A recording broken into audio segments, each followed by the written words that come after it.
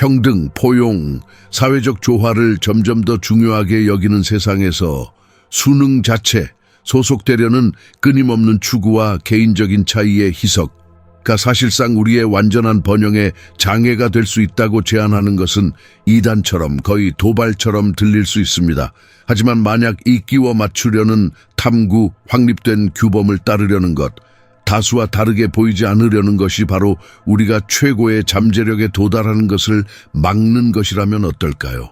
만약 무리의 안락함이 궁극적으로 우리를 평범함과 독창성 상실로 이끄는 함정이라면 어떨까요?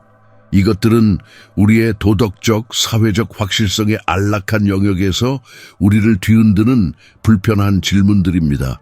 그리고 이 가시밭길이지만 중요한 탐구에서 우리를 안내하는 데 있어서 프리드리히 니체만큼 예리하고 도전적이며 근본적으로 정직한 목소리는 거의 없습니다.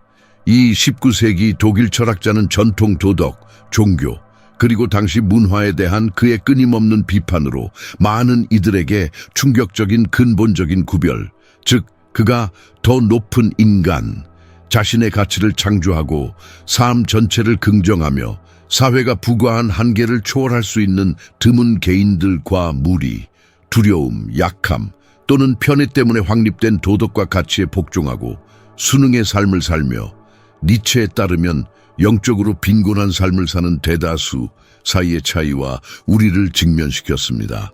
니체의 주요 관심사는 사회적 또는 정치적 위계 질서가 아니라 심오한 실존적 문제, 즉 평준화된 평등이라는 이름으로 인간 정신이 동질화되고 개성과 위대함이 상실되는 것이었습니다. 그의 캐릭터 자라투스트라가 차라투스트라는 이렇게 말했다 해서 선포하듯이 인간이 더 이상 별을 낳지 않을 때가 오고 있다. 가장 경멸스러운 인간, 더 이상 자신을 경멸할 수 없는 자의 때가 오고 있다. 보라, 내가 너희에게 마지막 인간을 보여주노라. 마지막 인간은 무리의 의인화로 그의 작은 안락함, 그의 작은 행복, 위대한 열정이나 위대한 위험의 부재에 만족하며 창조하거나 극복하거나 위험을 감수할 능력이 없습니다. 반대로 니체는 주권적인 개인, 즉 자신을 지배하고 자신을 위해 법을 만들고 군중의 지시에 굴복하지 않는 인물의 모습을 가리켰습니다. 소셜미디어, 캔슬 컬처, 끊임없는 인정 추구, 그리고 차이에 대한 두려움의 시대에 무리를 극복하고 우리의 독창성을 확인하는 방법에 대한 니체의 질문은 특히 긴급하게 울려 퍼집니다. 니체의 무리 도덕 비판을 이해하기 위해서는 그의 도덕의 계보학에 깊이 파고들어야 합니다. 이 저작에서 그는 우리의 선과 악 개념의 기원과 역사적 진화를 조사합니다. 니체는 도덕을 신성하거나 영원하거나 보편적으로 유효한 것으로 보는 것과는 거리가 멀었고 그것을 인간의 구성물, 권력관계와 특정 역사적 조건의 산물로 보았습니다. 그는 고대, 특히 호메로스 시대의 그리스나 로마와 같은 귀족 사회에서 지배적인 도덕은 그가 주인 도덕이라고 부르는 것이었다고 주장했습니다. 이 도덕에서 선은 고귀함, 강함, 아름다움, 건강함, 강력함, 지배 계급과 관련된 자질들과 동의어였습니다. 나쁨 도덕적 의미의 악이 아님은 단순히 평민적이고 약하고 평범하고 병든 것이었습니다. 그것은 강자의 자기 긍정과 삶의 축제에서 비롯된 긍정적인 도덕이었습니다. 그러나 니체에 따르면 도덕에서의 노예 반란이 일어났는데 이는 이러한 가치들의 급진적인 역전이었습니다. 주로 유대교와 나중에는 기독교에 의해 주도된 이 반란은 약하고 억압받고 병든 자들이 강하고 고귀한 자들에 대한 원한에 의해 추진되었습니다. 권력과 활력 면에서 주인들과 경쟁할 수 없었던 노예들은 모든 가치에 대한 교활한 가치 전도를 수행했습니다. 주인들에게 선이었던 것, 힘, 자부심, 자기 긍정, 관능성은 악이 되었고 약한 자들의 특징이었던 것, 겸손, 연민, 순종, 체념, 순결은 선이 되었습니다. 약자에 대한 연민, 이웃, 심지어 적에 대한 사랑, 죄책감, 죄, 그리고 지상의 고통에 대한 내세의 보상 약속을 강조하는 유대 기독교 도덕은 니체에게 있어서 이 노예 도덕 또는 무리 도덕의 화려한 승리를 의미했습니다.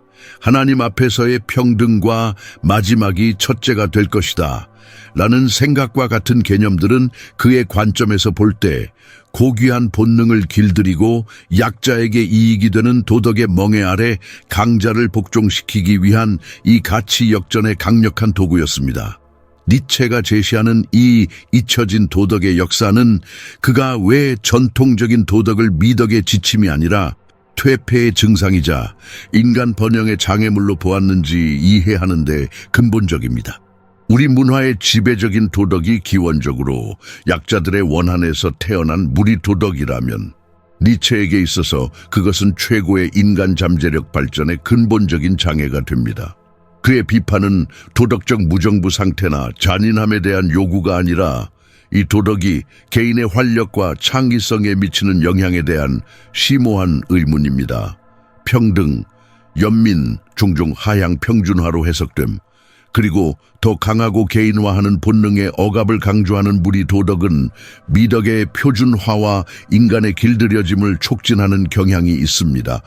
니체는 길들여진 인간과 야생동물의 은유를 사용합니다.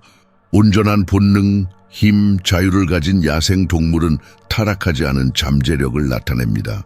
반대로 길들여진 인간은 본능이 깨지고 개성이 잘려나가고 공동체 생활의 요구와 무리 도덕의 내면화에 의해 힘이 희석된 인간입니다.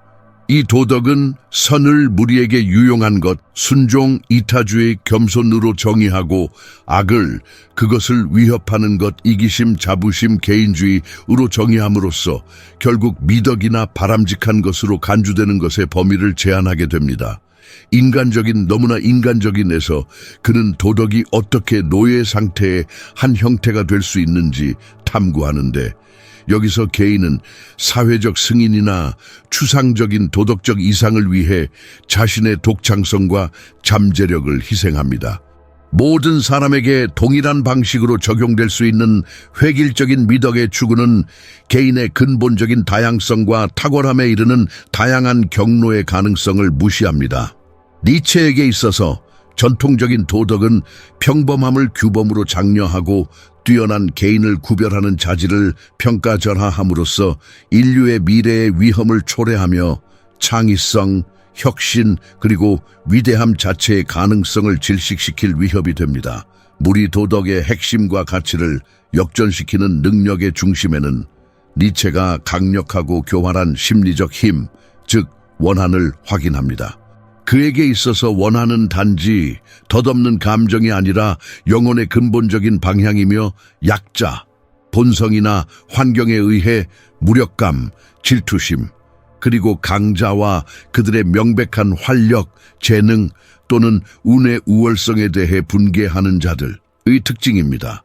내면의 풍요로움에서 자신의 힘을 긍정하고 자신의 가치를 창조할 수 없는 주인들이 했던 것처럼 원한에 이끌리는 개인들은 다른 사람을 부정하고 평가절하하는 데서 주된 만족의 원천을 찾습니다.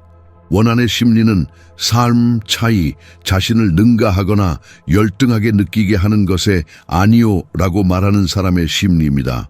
창조할 수 없기 때문에 파괴해야 합니다. 또는 더 미묘하게는 재해석하고 평가절하해야 합니다. 니체가 원한의 인간을 묘사하는 도덕의 계보학의 유명한 구절은 중요합니다.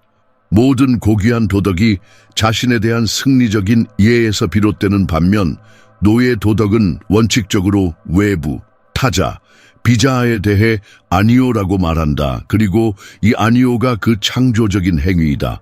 가치를 부여하는 눈의 이 역전, 자신에게로 돌아가는 대신 필연적으로 바깥으로 향하는 이 방향, 이 원한의 본질이다.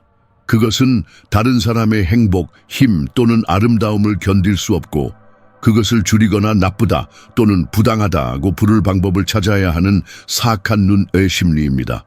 힘이 죄가 되고 약함이 미덕이 되는 가치 전도는 질투하지만 동등해질 수 없는 자들에게 상징적으로 복수하기 위한 원한의 궁극적인 전략입니다.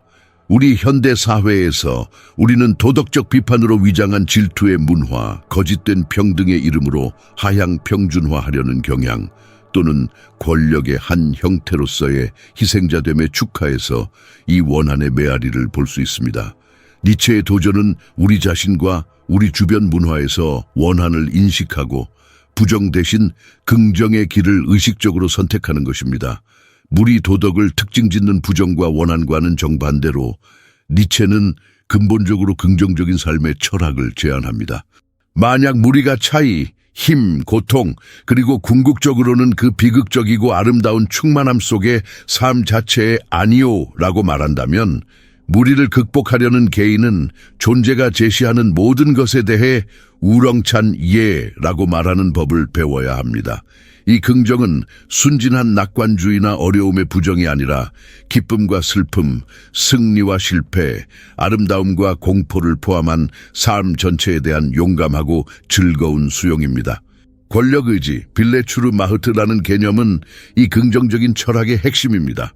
니체에게 있어서 권력의지는 단순히 다른 사람에 대한 지배 추구, 비록 더 원시적인 형태에서는 이렇게 나타날 수 있지만, 가 아니라 모든 생명체가 성장하고 극복하고 확장하고 창조하고 최대한의 강도로 자신을 표현하도록 이끄는 근본적인 힘입니다. 그것은 더 많은 삶, 더 많은 힘, 더 많은 아름다움, 더 많은 지식에 대한 욕망입니다. 자신의 권력 의지에 따라 사는 개인은 무리의 안락함을 추구하는 것이 아니라 자기 극복의 도전을 추구합니다. 그리고 바로 이 맥락에서 종종 오해받는 초인, 위버맨시의 모습이 나타납니다. 초인은 새로운 생물학적 종이나 전능한 폭군이 아니라 무리 도덕을 극복하고 자신의 긍정적인 권력 의지에서 자신의 가치를 창조하고 존재 전체를 포용하며 땅의 의미가 된 사람의 이상이자 상징입니다. 이 삶의 긍정과 관련된 가장 아름답고 도전적인 개념 중 하나는 아모르 파티, 운명애입니다. 그것은 단지 받아들이는 것이 아니라 고통, 실수, 상실을 포함하여 우리 삶에서 일어났고 일어나고 있으며 일어날 모든 것을 우리의 존재와 길에 필요하고 필수적인 부분으로 사랑하는 것을 의미합니다. 그것은 영원한 회귀, 즉 우리가 만약 그 전체를 긍정할 힘이 있다면 모든 고통과 기쁨을 가지고 정확히 같은 방식으로 무한히 우리 삶을 살 것이라는 생각에 예라고 말하는 것입니다. 자라투스트라가 외치듯이 너는 한 번의 기쁨에 예라고 말한 적이 있는가? 오, 나의 친구들이여. 그러면 너는 모든 슬픔에도 예라고 말한 것이다.